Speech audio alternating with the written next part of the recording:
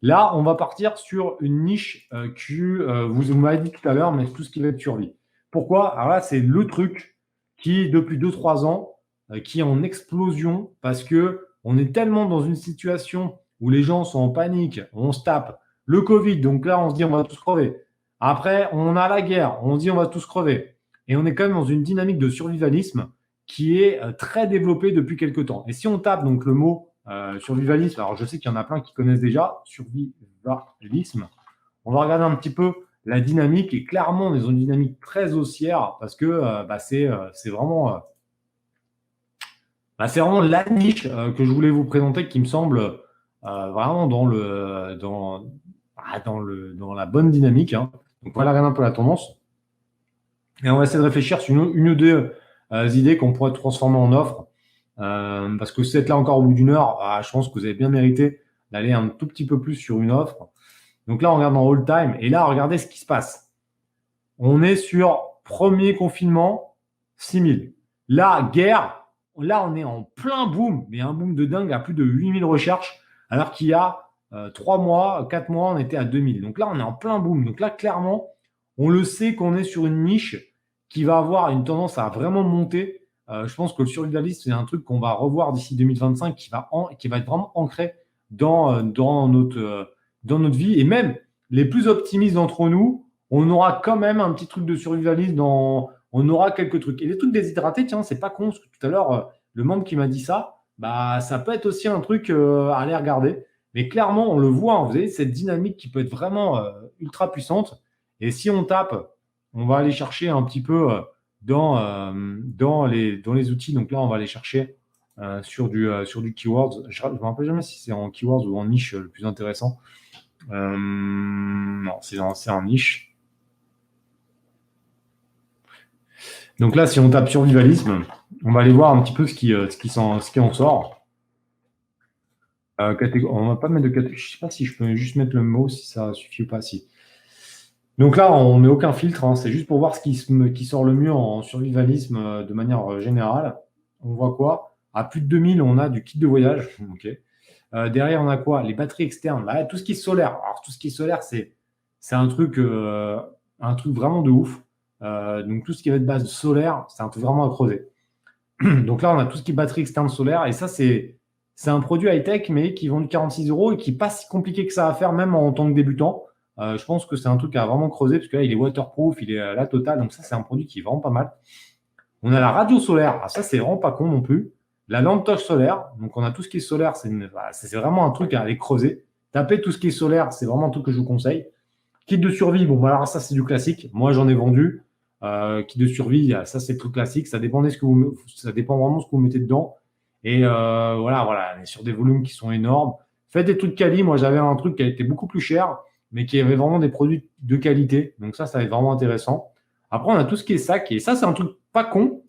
Une idée comme ça que je vous donne, qui n'est pas forcément facile à faire. Donc, je vous la donne et on verra ceux qui sont motivés pour le faire.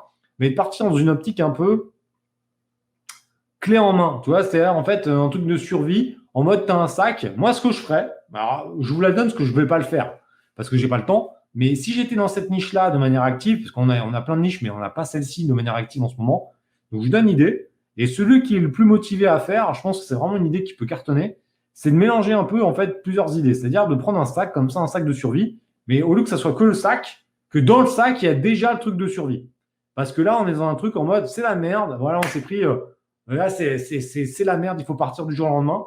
Tu prends ton sac et dans ton sac, tu sais que tu as tes trucs de survie, tu as des trucs de déshydraté, tu prends ton sac, tu as déjà des affaires. En fait, tu as un truc vraiment en mode, quand c'est la merde totale, tu prends ton sac et tu te barres.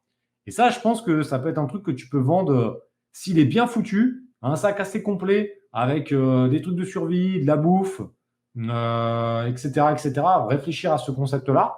Je pense qu'un truc même à 100 balles, même peut-être même à 120 balles, ça part. Parce que là, il faut vraiment qu'il y ait une offre en mode de ouf, de se dire, voilà, c'est le truc ultra unique, avec tout ce qu'il faut. Tu prends ton sac et t'es tranquille. Tu as tout ce qu'il y a dedans. Putain, ça, c'est pas con. En tout cas, ça, c'est un truc qui me vaut très bien. Parce que c'est un produit qui répond à une dynamique où comme c'est dur à faire, il y aura très peu de concurrents qui vont faire ça. Et deuxièmement, la marge, elle sera beaucoup plus importante parce que tu auras tout en un. Et si on prend un sac comme ça, en termes de coûts Amazon, en fait, on va se rendre compte qu'on va compresser des coûts Et ce qui fait que ça sera là où on va aller chercher de la renta.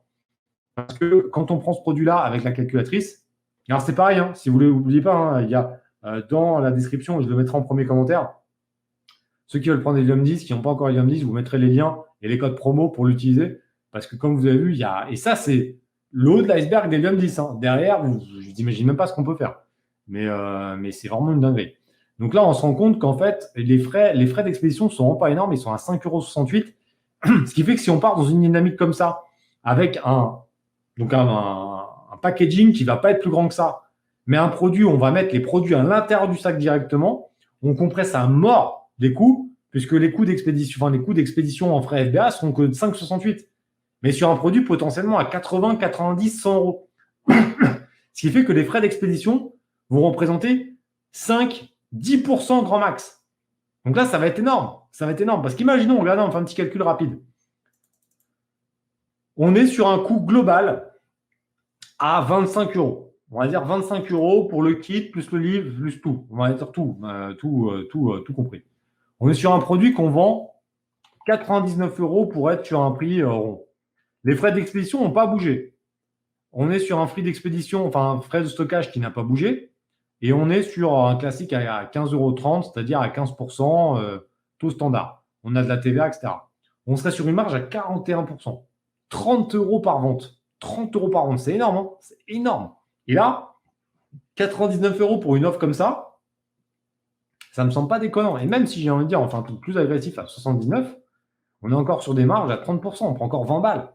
20 balles, ça reste une marge de manœuvre qui est intéressante parce que si on reprend cette idée où on est à 670 ventes, peut-être que le pack à 80, 90 €, on va peut-être pas en vendre 670. Mais si on en vend, je ne sais pas moi, rien que 10 fois moins, rien que 10 fois moins, ça fait 60, 70 ventes par mois. Ça serait pourri. Hein. Franchement, je pense qu'on peut en vendre plus que ça.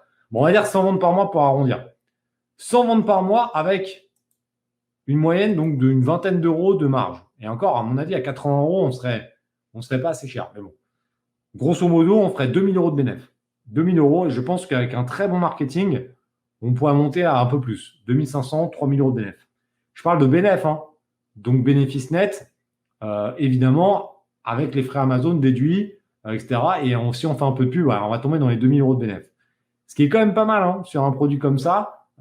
C'est un seul produit, un seul pays. Et ça, forcément, c'est un produit qu'on peut facilement développer dans les autres pays parce que les problématiques des gens vont être la même.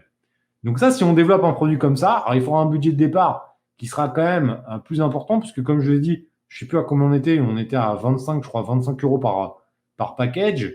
Donc on va dire 30 €, vous en prenez 200, ça fait 6 000. Ouais, c'est un produit qu'il faut lancer avec à peu près 10 000 €. Donc ce n'est pas tout le monde qui va pouvoir lancer un produit comme ça. Mais je me dis 10 000 € de lancement. Si on en fait, donc on a dit 10 000, on a une 200, on est quand même sur un bénéfice où on peut faire quasiment 40%, voire entre 30 et 40% de retour sur investissement une fois qu'on a vendu les 200 pièces. Et en vue des dynamiques de vente, 200 pièces, à mon avis, ça ne met pas non plus 10 ans à vendre. Hein. C'est-à-dire qu'à mon avis, en un trimestre, même dès le premier trimestre, on a vendu les 200. Donc, premier trimestre, mettre 10 000 sur la table, mais derrière, on récupère 14 000. Bah, moi, je trouve que c'est pas dégueu. On vous dira en commentaire, peut-être qu'il y en a qui vont me dire que c'est pas suffisant, mais en tout cas, c'est intéressant. Pierre à feu, ça c'est pareil, c'est des trucs qui ont des gros potentiels. Le plus petit produit, comme dit qui plus petit produit dit plus de concurrents potentiels, mais en tout cas des produits plus faciles à lancer. Tronçonneuse scie à main, ça c'est une dinguerie, hein, parce que tronçonneuse scie à main, c'est un tout petit produit qui a un potentiel à 8000, et ça c'est un truc pur survie qui me semble vraiment très intéressant à aller creuser, parce que ça, si je prends ce mot-clé-là, je suis pas sûr qu'on ait énormément je suis pas sûr qu'on ait énormément. Attends, scie à main, tronçonneuse. Je sais pas si tronçonneuse scie à main, on est vraiment sur cette requête-là. Je pense qu'on est plutôt sur scie à main tout court. 20 000, ouais, je sais pas exactement ça va être quoi le mot-clé pour ça. Parce qu'on voit que c'est pas tout à fait. C'est vraiment ce produit-là, avec poignée de cornes, etc. Donc ouais, j'aurais vraiment faire ce produit-là. Mais on voit qu'on a plein de produits différents, donc c'est pas tout à fait ma requête. Bon, bref, vous irez voir directement, mais ça, c'est des bons trucs. Kit de survie, tout ce qui est solaire, on l'a déjà dit. Ah, filtre à eau, ça, ceux qui suivent depuis longtemps la chaîne, qui sont abonnés, Vous savez que j'avais ça et des gourdes filtrantes. Ça cartonnait, mais les marges n'étaient pas ouf, donc j'ai arrêté. Parce que ça coûtait quand même assez cher. C'était des gourdes à peu près de ce format-là. Et on les vendait 30 balles, mais ça me coûtait 12 balles en tout, 10-12 balles. Et franchement, on gagnait 4-5 euros par produit, c'était pas assez rentable. Enfin, pour moi, c'était pas assez rentable, donc on a arrêté. Et pourtant, on était numéro 1 des ventes. Donc, comme quoi, des fois, il faut savoir couper. Tout ce qui est pelle, etc., pelle pliante aussi, hein, c'est un produit qui est un peu plus gros, mais qui a un beau potentiel. Enfin bref, il y a plein de trucs. Et alors là, petit conseil, enfin, tir à l'arc, il y a aussi tout ce qui est lié à la chasse. Alors moi, j'aime pas la chasse, mais vous voyez, tout ce qui va être tir à l'arc, un peu en mode survie, c'est intéressant. Je vais revenir en fin d'écran pour finir la vidéo et vous donner un dernier conseil là-dessus. Ce qui peut être vraiment intéressant, c'est d'aller voir les produits qui sont aux États-Unis. Surtout sur la niche de survie. Le survivalisme, c'est un truc qui est vraiment beaucoup plus développé en Amérique qu'en France. Donc, allez voir un petit peu les tendances américaines. Toutes les tendances américaines ne vont pas forcément cartonner, mais en tout cas, il y a vraiment des trucs à faire et allez voir un peu les marchés suivants. Les marchés étrangers, les marchés anglophones, les marchés un peu émergents aussi, pourquoi pas. Donc, c'est vraiment intéressant d'aller voir ça. 6 fils, ok. Bon, bah, ça, c'est cool, j'irai voir directement. En tout cas, il y a vraiment des trucs à faire sur ça. Bah, tiens, il y a Nico qui m'a dit ça, je n'avais pas vu. Tiens, je vais vous le partager, parce qu'effectivement, Nico, je n'avais pas vu ton message. Ils sont à fond sur le survivalisme, et ça peut être des très bonnes idées d'aller sur le marché américain et de voir un petit peu ce qui se passe.